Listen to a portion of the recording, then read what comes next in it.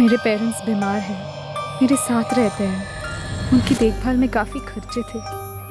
मेरे लिए वो जॉब दुनिया की सबसे इम्पोर्टेंट चीज़ थी। और विवेक मुझे सब कुछ ऑफर कर रहा था, सब कुछ।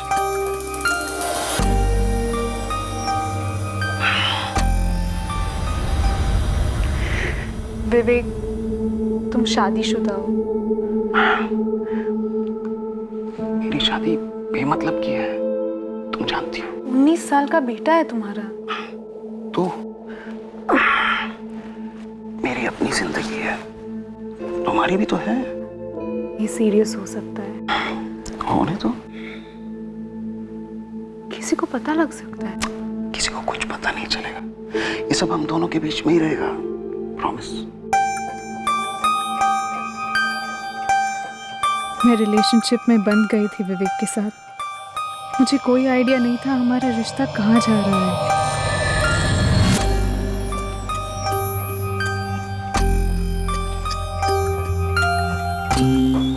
या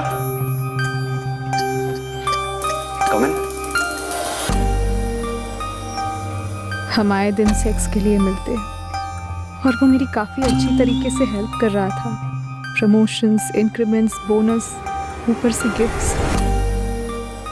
लेकिन हमारा रिश्ता उसके आगे कहीं जा ही नहीं रहा था।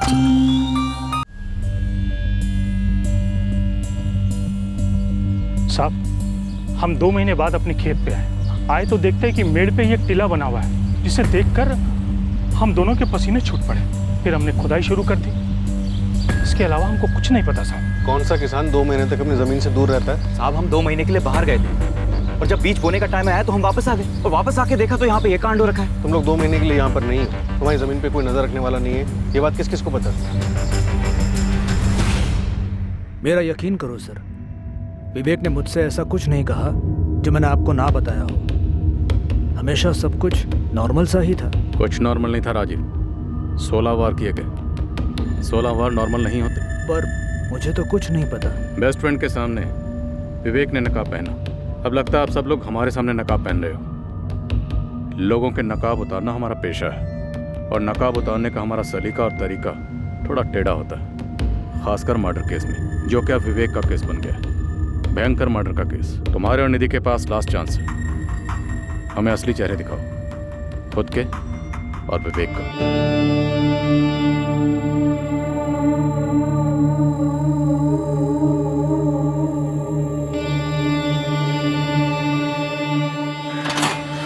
पुलिस ने मुझे पूछताछ के लिए बुलाया है। बुलाया तो मुझे भी है। एंड श्योर रागिनी और काजल को भी बुलाया होगा।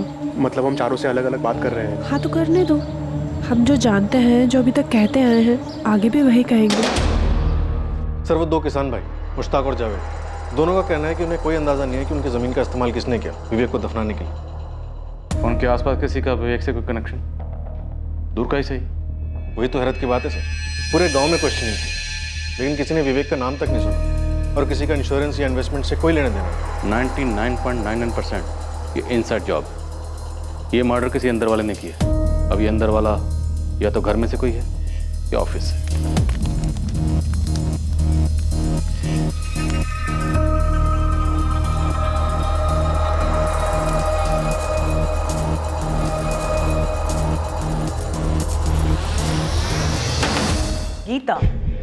गीता और आशीष। मेरा शक पक्का है मैम। पर क्यों? बॉडी लैंग्वेज स्टडी कीजिए दोनों की। ठीक उन लोगों की तरह है जो लोग कुछ छिपा रहे होते हैं पर सब सही होने का नकाब पहनते हैं। रागिनी उस दिन 14 जून की दोपहर जिस मीटिंग के लिए विवेक शर्मा निकला, जिस नंबर से उसे कॉल आया 4448976112, वो सब गीता और आशीष का किया करा है। Exactly ma'am.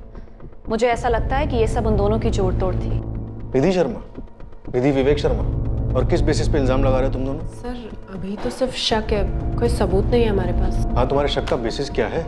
जैसे जैसे विवेक सर का लौटना डिले होता गया, हमारा शक बढ़ता गया सर। उन दोनों के बीच में कोई अनबन थी जो तुम लोगों ने पहले रिपोर्ट नहीं की? नहीं सर, शक तभी हुआ जब विवेक सर के मिसिंग होने के बाद क्लाइंट्स के कॉल पर कॉल आने लगे। सबको अपनी डील क्लोज करनी थी और काम आगे बढ़ाना था।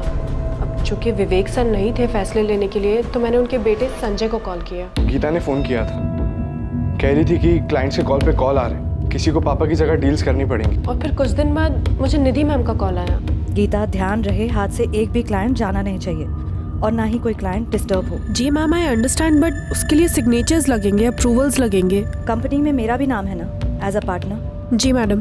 तो मैं साइन करूंगी, मैं अप्रूवल्स दूंगी। तुम अपना काम एज यूजुअल कंटिन्यू करो। उनकी आवाज़ इतनी नॉर्मल, इतनी रोज़मर्रा वाली थी, मानो प्रिपेयर्ड थे इस सिचुएशन के लिए। इनफैक्ट शायद वेट कर रही थी। सर, जब गीता ने मुझे बताया तब मुझे थोड़ा शक हुआ कि शायद एजेंसी हत्या ने निधि मैम ने खुद कुछ कर दिया हो।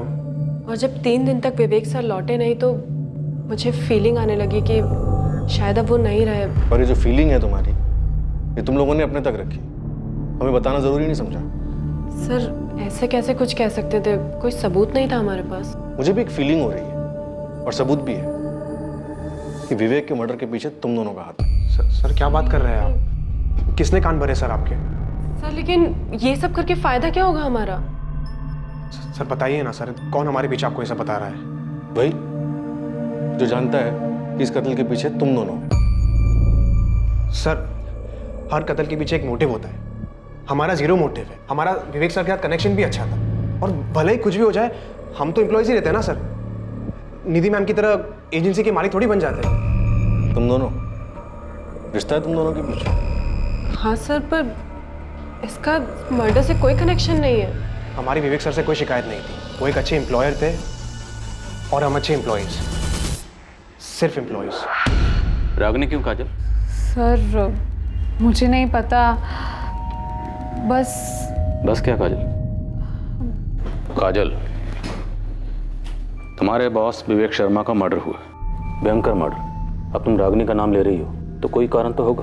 कारण तो है, लेकिन क्या है मैं बता नहीं पा रही हूँ। जो भी है बोलो।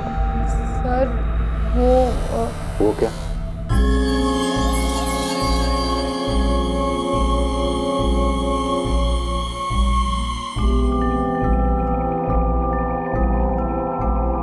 सर वो सब जानती है, मर्डर कैसे होता है, क्यों होता है, आप लोग आगे क्या करेंगे सब जानती है वो। कैसे?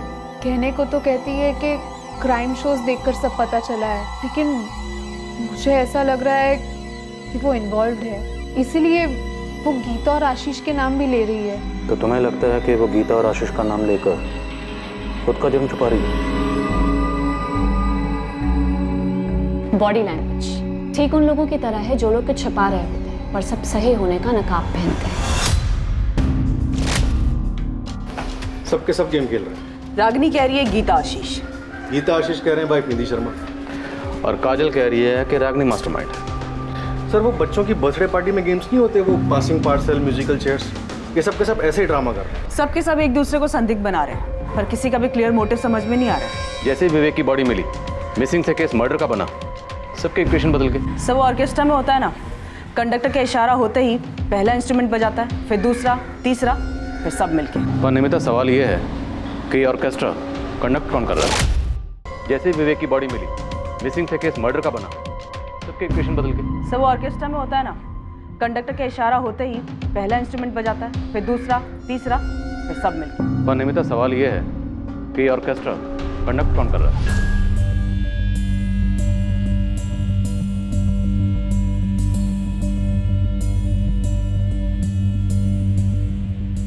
हमें इस केस का क्रैक 4448976112 इसी नंबर से मिलेगा। ये हाय, क्या हाल है? एक मंच तैयार किया गया, 1 महीने के टाइम में एक ऐसी पटकथा लिखी गई जिसमें विवेक शर्मा को फंसाया गया। बस सवाल यह है कि विवेक शर्मा फंसा गया, उसकी ऐसी क्या मजबूरी थी या फिर ऐसी क्या कमजोरी थी जिसके बारे में हमें किसी ने कोई हिंट नहीं दिया। और अब देखिए सर, विवेक शर्मा का सारा स्टाफ एक दूसरे पर शक को पास कर रहा है, मानो कोई फुटबॉल का गेम चल रहा हो। मुझे लगता है नया पास जल्दी आने वाला है। अरे राशिद, लाइफ मजे लेकर जीने के लिए यार, वरना इंसान के जीने का क्या मतलब है बता? इंसान है ना, सिर्फ परफेक्ट होने का सपना देख सकता है, लेकिन वो कभी परफेक्ट नहीं होता। वो सही और गलत दोनों करता है, सही का पलड़ा भारी रहे। जैसे मेरा है दोस्त। इस तरह बातों से जस्टिफाई करने से जो गलत किया है वो सही नहीं बन जाता। तू जानता है तूने कुछ तो गलत किया है। गलत वो होता है जो किसी को हर्ट करे। अगर किसी को कुछ पता ही नहीं तो हर्ट होने का सवाल ही कहाँ उठता है। एक चीज होती है भाई, भरोसा, विश्वास, जो तुझ पर एक नहीं 2-2 लोग करते हैं, निधि और संजय। और मैं तुझ पे भरोसा करता हूँ, इसलिए तुझे सब कुछ खुल के बताता हूँ। असली फ्रेंड मानता हूँ तुझे। मैं तेरी भाषा में बोलता हूँ, भरोसे का इन्वेस्टमेंट प्लान एक बार फेल हो गया ना तो दुनिया की कोई भी इंश्योरेंस उसे कवर नहीं कर सकती। ये पकड़े जाने का रिस्क मत ले यार, सेफ खेल। पकड़े जाने का रिस्क लिया तो उस रिस्क का डैमेज क्या होगा, कितना होगा, ये तेरी असेसमेंट के बाहर है विवेक।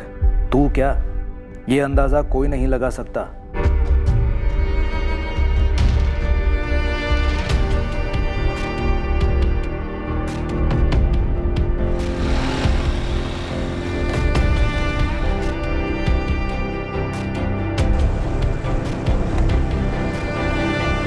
इंस्पेक्टर, मुझे थाने आकर कुछ कहना है। विवेक की एक सीक्रेट थी। वो तो होना ही था। मैं बस इंतजार कर रहा था कि कब कोई सामने आकर इसका खुलासा करेगा। सर, जब वो गायब हुआ तब मुझे ऐसा नहीं लगा था कि उसकी सीक्रेट का उसके गायब होने के साथ कोई कनेक्शन होगा। अब ये केस विवेक के गायब होने का नहीं, विवेक के मर्डर का है। विवेक अब लौटने वाला नहीं।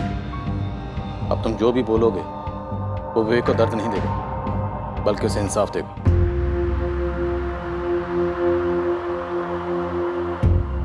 झूठ बोल रहा है ना संजय? मैं क्यों झूठ बोलूंगा मम्मी? और मेरे झूठ बोलने से पापा लौट आएंगे क्या? राजीव को पहले से ही मालूम था। उन्होंने 14 जून को ही मुझे सब बताया था, जब पापा घर नहीं लौटे थे।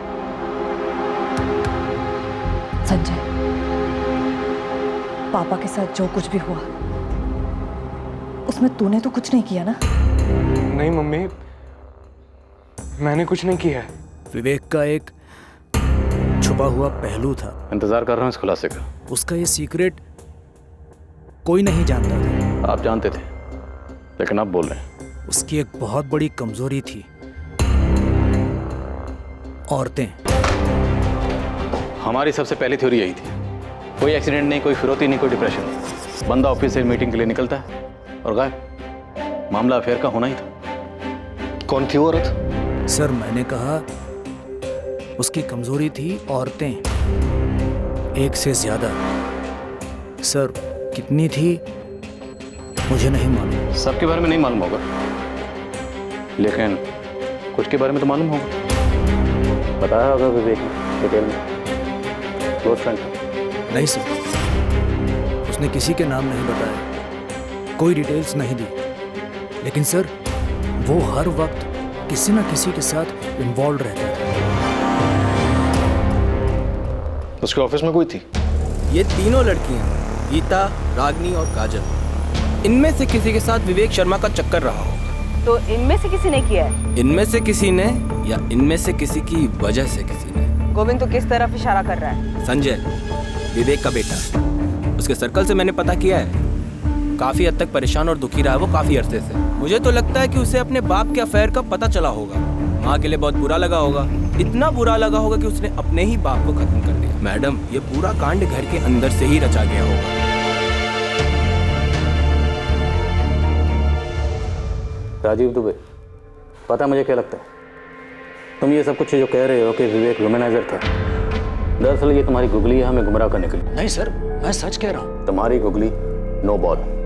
सच ये है कि विवेक के मर्डर में तुम भी शामिल हो। नहीं सर, बिल्कुल नहीं। सर, विवेक मेरा दोस्त था।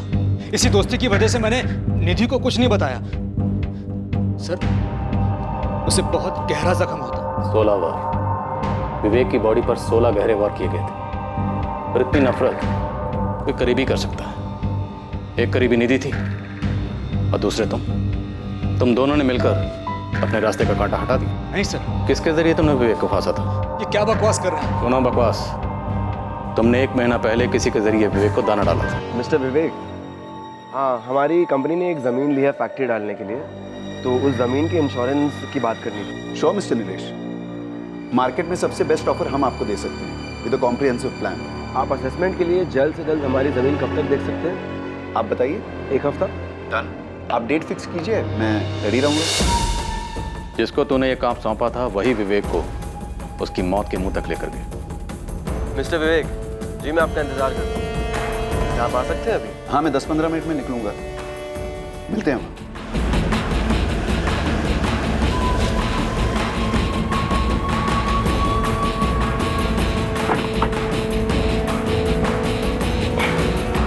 जमीन होशंगाबाद में आने के लिए बहुत बहुत शुक्रिया। अरे रुको, ऐसा ही हुआ था ना। अब ये बताओ, ये काम तुमने अकेले ने किया या ये कोई जॉइंट वेंचर था तुम्हारे और निधि शर्मा के बीच? राजीव दुबे, हम इंतजार कर रहे हैं, बोलो। मैंने समझाया था उसे, ये औरतों वाला मामला एक दिन बुरी तरह फंसा देगा। गले में फांसी का फंदा बना जो तूने और निधि शर्मा ने मिलकर उसके गले में डाला था। नहीं सर, बल्कि मैंने तो उसे समझाया था, मैंने उसे नहीं मारा सर। और मुझे पूरा विश्वास है निधि भी ऐसा कुछ नहीं कर सकती सर। क्यों नहीं कर सकती? उसका पति जमाने भर की औरतों के साथ रिश्ते बना रहा था। क्योंकि उसे तो कुछ पता ही नहीं था, और विवेक खुद मुझे ये सब नहीं बताता तो नकाब के पीछे का उसका असली चेहरा आज तक कोई नहीं देख पाता। विवेक को क्यों फंसाया गया, कैसे उसे अपनी मौत की तरफ ले जाया गया, और इस कत्ल का मोटिव अब धीरे धीरे उभरने लगा। ये मोटिव, ये मकसद था विवेक की व्यभिचारी फितरत। पर विवेक के एक वुमनाइजर होने की बात सिर्फ अब जाकर दुनिया के सामने आई थी। इस बात का आभास हो रहा था कि विवेक के लिए जाल बिछाया गया था, लेकिन किसने बिछाया था इस पर अभी रोशनी पड़नी बाकी थी। मर्डर को अंजाम देने के 1 महीने पहले इसकी प्लानिंग की गई थी। विवेक शर्मा को मार डालने की यह प्लानिंग सटीक थी, बारीकी से की गई थी। बिछाया गया जाल मजबूत था और छुपा हुआ भी। ये गर्लफ्रेंड्स वगैरह के बारे में मुझे तब पता चला जब राजीव अंकल ने मुझे सब बताया। क्या तुम्हें पता था कि तुम्हारी मम्मी और राजीव तुम्हारे पापा को मारने वाले थे? मम्मी को तो पापा के बारे में आज सुबह से पहले पता भी नहीं था। मुझे यकीन नहीं होता। मुझे भी राजीव अंकल की बात पे यकीन नहीं होता सर। मुझे भी यकीन नहीं होता कि मेरे पापा अब नहीं रहे। मुझे नहीं लगता कि कोई ऐसा था जो मेरे पापा का मर्डर करना चाहता था। मुझे नहीं लगता कि मेरे पापा किसी का बुरा करते, जानबूझ के किसी को हर्ट करते सर। और अगर किया भी था तो क्या मेरे पापा को मारना जरूरी था सर? किसने किया सर? मुझे जानना है कि मेरे पापा के साथ ऐसा किसने किया। कौन थी वो लड़की? क्या नाम है उसका? कोई एक लड़की नहीं थी, मेरा शक है ऑफिस में से कोई है। गीता, रागिनी, काजल, या उससे पहले भी कोई और? मुझे पता होता तो मैं बताता ना। राजीव, तुम्हें पहले से पता था कि उसका अफेयर चल रहा है, लेकिन तुमने मुझे नहीं बताया। मैं कैसे बताता? मुझ पे भरोसा करके उसने मुझे बताया। मैं तुमसे कहता तो तुम दोनों की शादी टूट जाती। अभी भी तो टूटी ना राजीव, अब तो सब टूट गया। मैंने कितनी बार समझाने की कोशिश की, वो मानता ही नहीं था। क्यों? क्या कहता था? गलत तब होता है जब किसी को पता हो गलत हुआ है। वो मेरी बात सुनता ही नहीं था। मेरी सुनता? अगर तुमने बताया होता तो।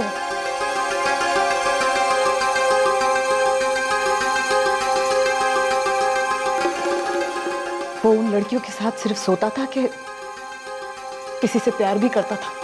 मुझे नहीं लगता वो किसी से प्यार करता था। मेरे बारे में कभी बात करता था प्यार से?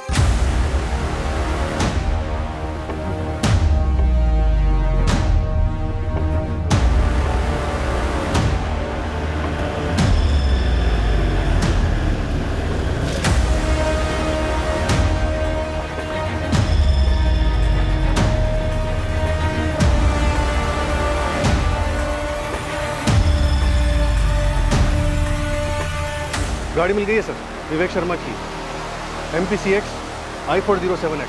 हबीबगंज में मिली? हाँ सर, कई दिनों से रोड साइड पार्क थी।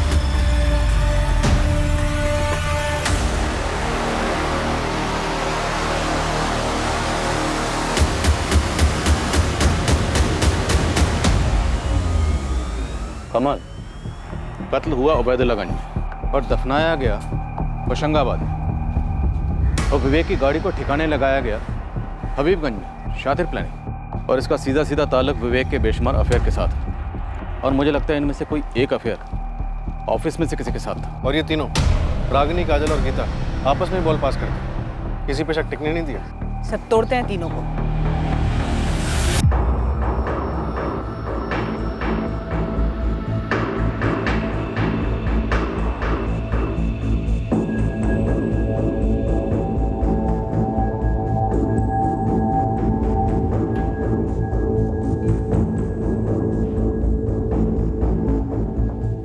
यार कार तो एक ना एक दिन सामने आनी थी ना, हमारी बात हुई थी इस बारे में।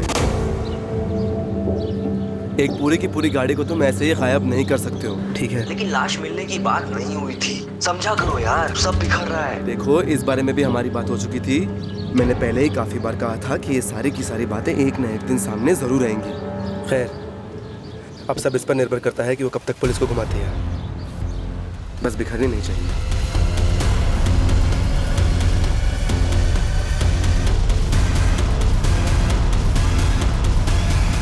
मैं कबूल करती हूँ, विवेक सर और मेरा अफेयर था। गीता, और कोई चॉइस है भी नहीं तुम्हारे पास। लेकिन वो 3 साल पहले था। सर को एंजॉय करना था और मुझे भी अपनी जॉब में आगे बढ़ना था। और वो छोड़ना नहीं चाहता था, अभी एंजॉय करना चाह रहा था। मैंने कहा ना, ये 3 साल पहले का अफेयर था।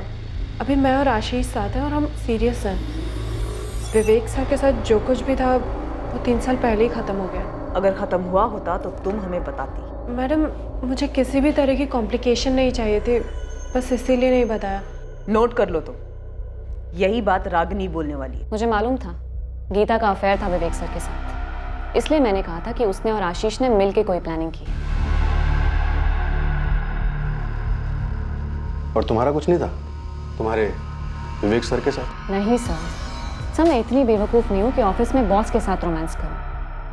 हाँ, पर उन्होंने ट्राई ज़रूर किया था। रागिनी,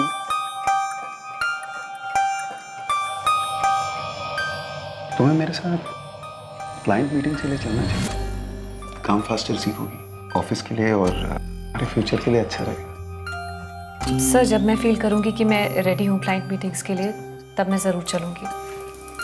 एक क्लाइंट के साथ लंच मीटिंग है आज। Thank you sir, but no sir, मैं इस वक्त कंफर्टेबल फील नहीं कर रही हूँ, प्लीज़। गीता या काजल ने मुझसे डायरेक्टली कभी कुछ नहीं बोला, लेकिन मुझे पता था होटल में लंच मीटिंग का क्या मतलब होता है। वैसे काफ़ी स्मार्ट हूँ मैं सर। उतनी भी नहीं, क्योंकि तुम्हें लगा तुम्हारा प्लान कभी पकड़ा ही नहीं जाएगा। मालूम है मुझे, आप मुझे प्रेशराइज करके मुझसे कुछ निकलवाने के चक्कर में हैं। आप पुलिस वालों की स्टैंडर्ड प्रैक्टिस है ये, आई नो। लेकिन सर, इस वक्त आप मेरे साथ डेड एंड पर हो, मुझसे कुछ नहीं मिलेगा। फिर किससे मिलेगा? गीता या काजल? मुकेश चंद, याद है आपको? उसने कौन सा नंबर यूज किया था? वो है कातिल? सर, मैंने अपनी खुद की इन्वेस्टिगेशन की है और मेरी रीडिंग के हिसाब से मुकेश चंद के डिटेल्स यूज हुए हैं, फर्जी सिम बनाया गया है। वो तो सिर्फ बलि का बकरा था। सॉरी, मैंने तुम्हें अंडर एस्टिमेट किया। तुम काफी स्मार्ट हो। फिर तुम्हारी इन्वेस्टिगेशन से ये तो जरूर पता चला होगा कि वो फर्जी सिम कार्ड किसने बनाया। मेरी झूठी तारीफ छोटी आवाज में कर रहे हो सर। रागिनी, उस आदमी का नाम दो। दे तो दूंगी, पर आप यकीन नहीं कर पाओगे। यकीन करना ना करना वो हम पे छोड़ दो, तुम बस नाम दो। सर, आप ये क्या कह रहे हैं? मेरी कुछ समझ में नहीं आ रहा है। विवेक ने क्या तोड़ा? दिल, वादा या भरोसा? क्या गलत किया था विवेक ने तुम्हारे साथ? ये कैसा सवाल है सर? मैं उनकी एम्प्लॉय थी, वो मेरे बॉस थे और मैं बहुत मेहनत करती थी सर, बस इतना ही है। तो फिर किसके साथ गलत किया ऑफिस में? अफेयर करके किसे छोड़ दिया? सर, मुझे कैसे पता होगा? मैं अपने काम से काम रखती थी। काजल चौहान ने विवेक सर को मारने का प्लान बनाया था। पहले तुम गीता आशीष कह रहे थे। सर, गीता आशीष गलत कैलकुलेशंस थे। गलत कैलकुलेशन क्यों कहोगी? सर, मैं गलत संभावना पकड़ के चल रही थी। होती है गलती 2 और 2 4 में, पर एक काजल के साथ कोई गलती नहीं हो सकती सर। मैंने काफ़ी क्लोजली ऑब्जर्व किया है उसे सर। और क्या कैलकुलेशन की? सर हमारे क्लाइंट हैं पूजा अपैरल्स, काजल उनका अकाउंट हैंडल करती है। जानते हैं, आगे? पूजा अपैरल से हैं आदित्य सिंह।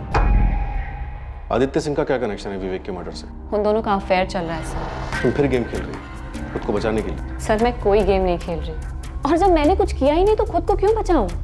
सर मैं आपकी सिर्फ हेल्प कर रही हूँ। जब आपका खबरी मेरा पीछा कर रहा था तब मैं इस काजल को फॉलो कर रही थी।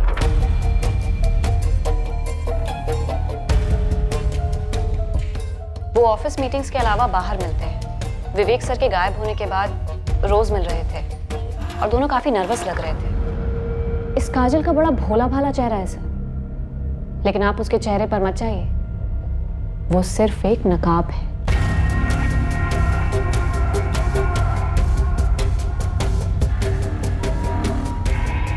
उस नकाब के पीछे एक चालाक प्लेयर छिपी हुई। कैसी player? Game of love sir. वो विवेक सर के साथ भी अक्सर बाहर जाती थी, कहने को मीटिंग्स, पर असलियत तो सिर्फ वो दोनों जाने। काजल चलो जल्दी, हम लेट हो रहे हैं। और वो मुकेश चंद वाली बात? वो बस मेरा डिडक्शन था। पहले मुकेश चंद के नाम पे फर्जी सिम, फिर विवेक सर को फंसाया जाता है, फिर मारा जाता है, फिर दफनाया जाता है, और फिर उनकी कार को किसी रोड पे पार्क कर दिया जाता है। पर आप लोगों को पता लगाने में इतना समय लगा। सर इंग्लिश में इसे एंट्रैपमेंट कहते हैं। काफी जानकारी रखती हो तुम परफेक्ट क्राइम के बारे में। बचपन से सर मैं फैन रही हूँ क्राइम शोज की और क्राइम नॉवेल्स की। पिछले 8 साल से क्राइम पेट्रोल देख रही हूँ और हर बार एक ही बात सामने आई है, जिस पर पुलिस का कम से कम शक होता है ना सर, वही होता है किलर।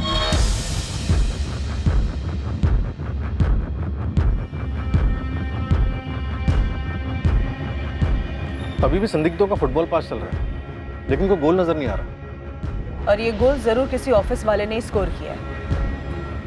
रागिनी ने मुकेश चंद का नाम लिया था।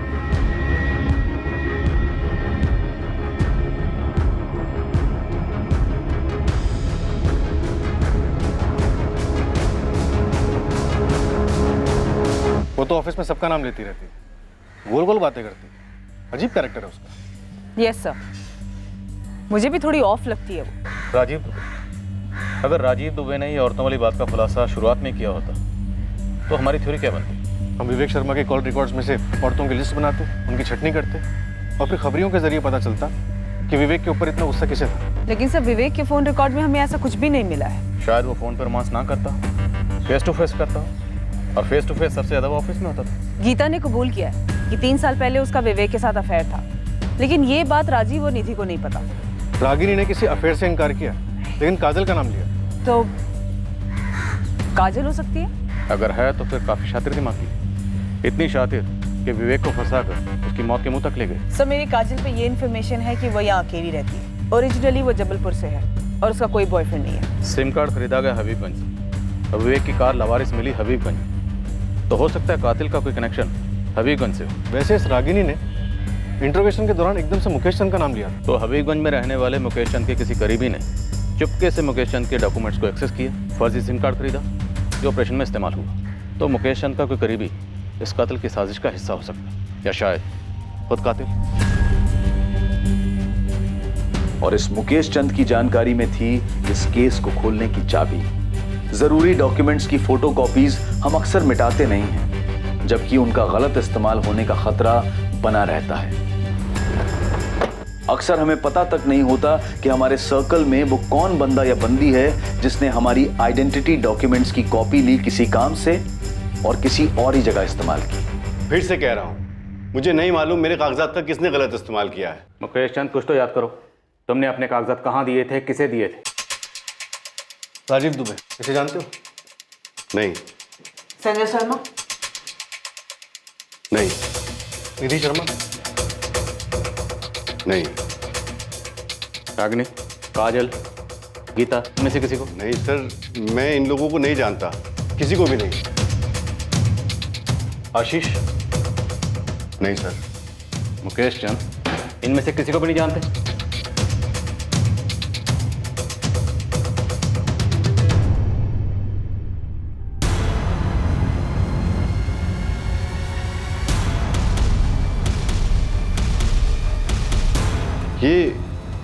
ये तो आदित्य है सर। मेरा पड़ोसी है। इसने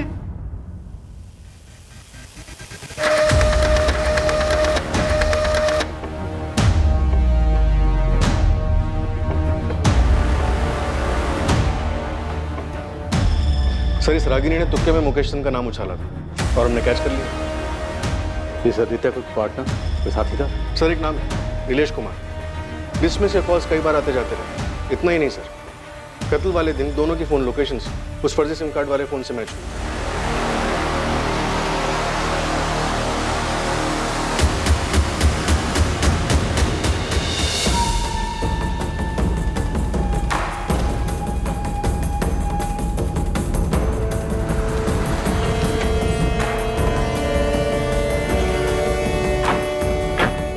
आने के लिए थैंक यू विवेक। अरे कोई नहीं।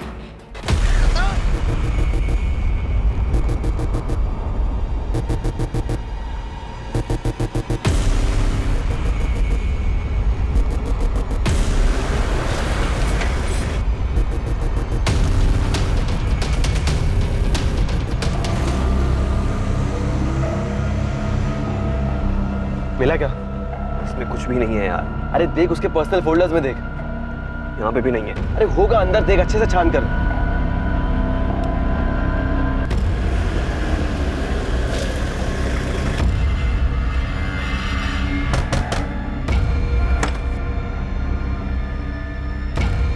नीलेश कुमार, आदित्य तुम्हारा दोस्त है ना?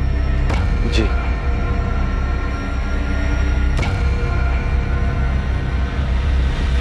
आओ आदित्य, बैठो। क्यों लाया गया मुझे यहाँ? बैठो। पहले बताओ। ओए, बैठ। अरे सर, आप पूछिए ना जो पूछना है। चल बैठ। बैठ।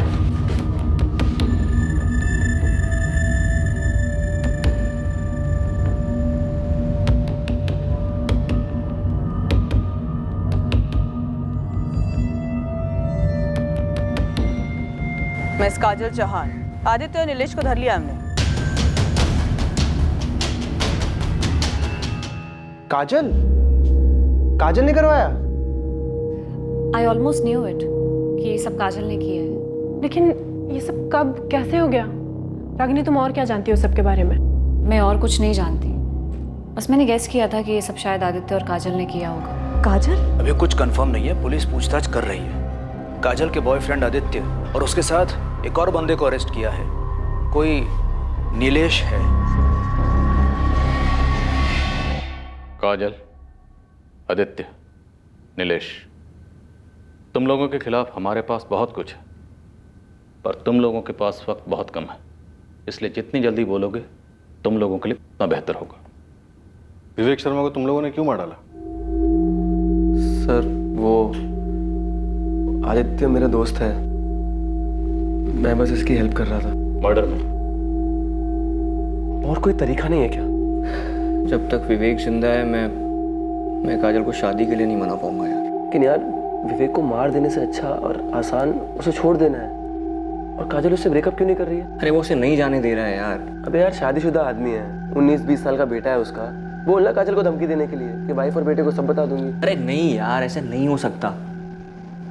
वो डरती है, उसे डर है कि विवेक उसे बर्बाद कर देगा। तुम उसे छोड़ क्यों नहीं देती हो? मैं हमेशा तुम्हें खुश रखूंगा, आई प्रॉमिस। नहीं आदि, मैं चाहती हूँ अभी ये नहीं कर सकती। This is not possible. तुम पूरी तरीके से उसकी मुट्ठी में क्यों हो काजल? वाई? क्योंकि वो है ऐसा, खतरनाक है वो। सबके सामने एक चेहरा है और पीछे कुछ और। मैं जब उससे पहली बार मिली थी, मुझे उसका ये चेहरा दिखा ही नहीं, सिर्फ ये गुडी गुडी मास्क। मेरे पेरेंट्स बीमार हैं, मेरे साथ रहते हैं, उनकी देखभाल में काफ़ी खर्चे थे। मेरे लिए वो जॉब दुनिया की सबसे इम्पोर्टेंट चीज़ थी, और विवेक मुझे सब कुछ ऑफर कर रहा था, सब कुछ।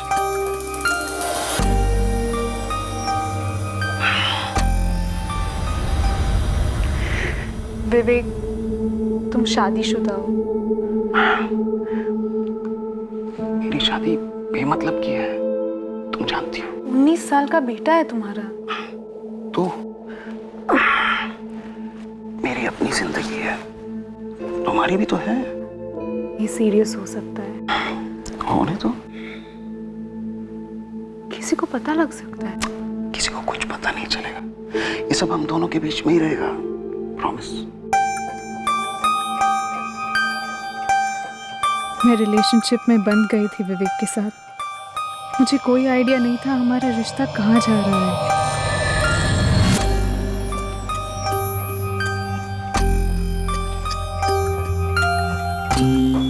या कम इन। हम आए दिन सेक्स के लिए मिलते और वो मेरी काफ़ी अच्छी तरीके से हेल्प कर रहा था। प्रमोशंस, इंक्रीमेंट्स, बोनस, ऊपर से गिफ्ट्स। लेकिन हमारा रिश्ता उसके आगे कहीं जा ही नहीं रहा था।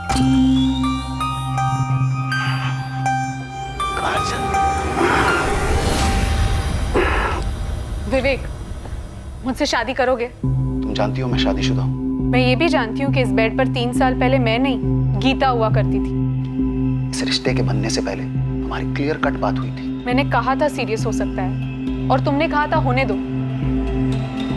विवेक, अब मैं हूँ सीरियस तुम्हारे साथ। मैं तुम्हारे साथ पूरी लाइफ शेयर करना चाहती हूँ, सिर्फ 1 घंटे के लिए नहीं। सिर्फ ये 6 बाय 6 का बेड शेयर करना नहीं चाहती। मैं पूरा घर, पूरी जिंदगी शेयर करना चाहती हूँ।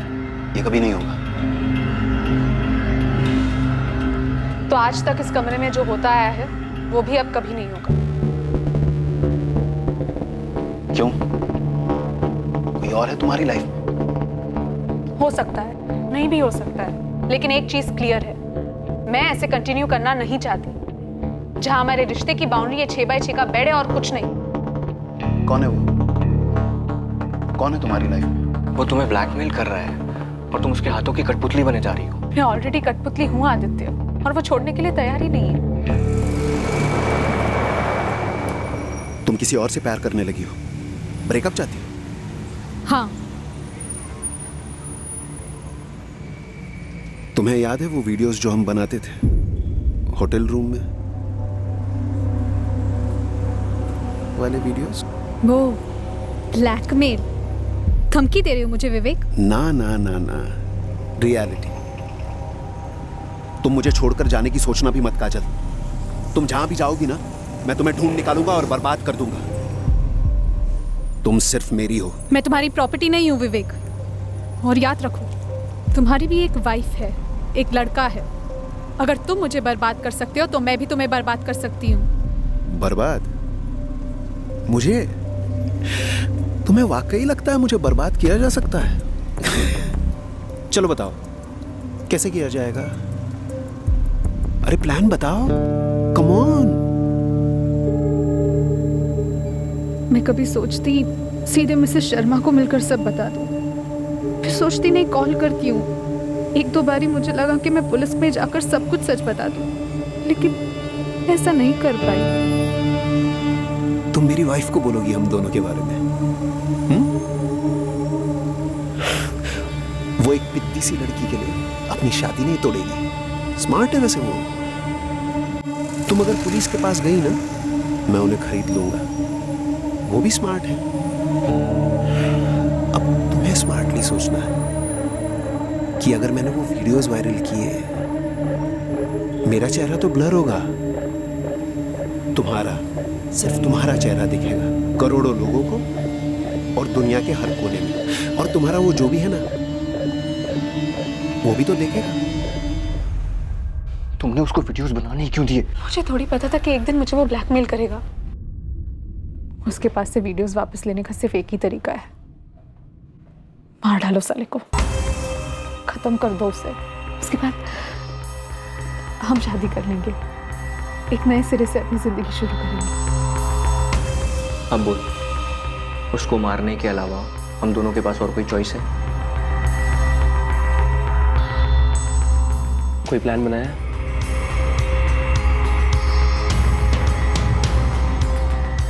सबसे पहले हमें विवेक को फंसाना होगा।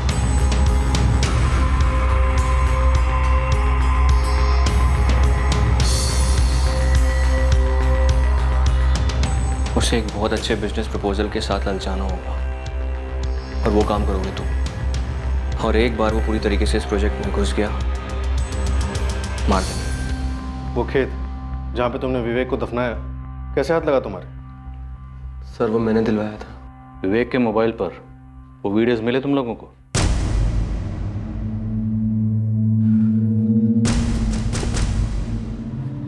हो गया। हाँ, लेकिन काजल, क्या? तुम दोनों की क्लिप्स नहीं थी उसके फोन में। सिम निकाल दिया इसमें से, मैंने एक बार चेक कर लो। ये कैसे हो सकता है? उसने कहा था उसी के पास है क्लिप्स। हो सकता है उसने कहीं और सेव कर दी और इसमें से डिलीट कर दी। उस दिन से टेंशन में हूँ कि मर्डर के अलावा ये क्लिप्स कहीं लीक हुए तो। काजल, तुम्हें विवेक की पत्नी से बात करनी चाहिए थी या फिर पुलिस की मदद लेनी चाहिए थी। समझदारी से तर्क पे तर्क नहीं कर पाई उस समय में, और उसने भी तो इतना बड़ा रिस्क लिया था। शादीशुदा होने के बावजूद मुझे ब्लैकमेल कर रहा था। मैं जिद नहीं कर रही थी शादी के लिए, बस उसके चंगुल से बाहर निकलकर आज़ाद होना चाहती थी, लेकिन वो छोड़ ही नहीं रहा था। माना विवेक ने तुम्हारे साथ जो किया वो गलत था, लेकिन उस गलत को सही करने के लिए तुम लोगों ने जो तरीका ढूंढा वो भी गलत था। एक ऐसा तरीका जिससे किसी का भला नहीं हो, ना तुम्हारा, ना तुम्हारा, और नीलेश, ना तुम्हारा। अब समझदारी से तर्क वितर्क करने का तो वक्त है नहीं। अब तुम लोगों ने जो किया है उस पर विचार करने का काफी वक्त मिलेगा।